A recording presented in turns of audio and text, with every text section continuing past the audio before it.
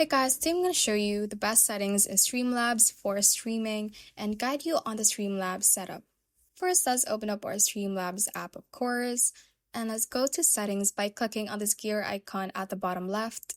From here, let's click on the output section. And for the output mode, we are going to set it to advanced. Now for the encoder, we are going to change this one to your graphics card with the H.264 format. If you don't have a graphics card, you can just select Software X264.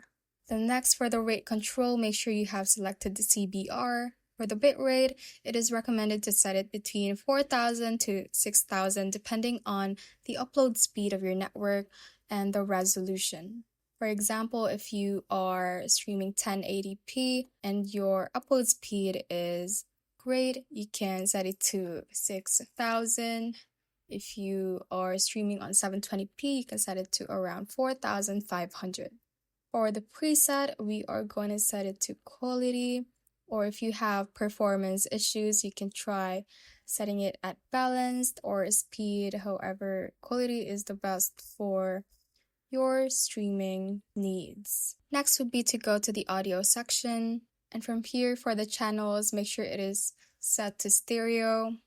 For the desktop audio device 1, this is going to be our output device, so this might be your speakers or your headphones. And for your mic or auxiliary device 1, set it to your microphone that you are using and make sure that these devices are functional. Next would be the video section. For the base canvas resolution, it would depend on your monitor screen. You can set it to the size of your canvas, depending on your monitor. And for the output scaled resolution, this will be the resolution for your streaming output, so it is recommended to set it to 1920 by 1080. For the downscale filter, we are keeping it at bilinear, and for the FPS value at the bottom, it is recommended to set it to 60, especially if you are streaming, shooting games, and the like.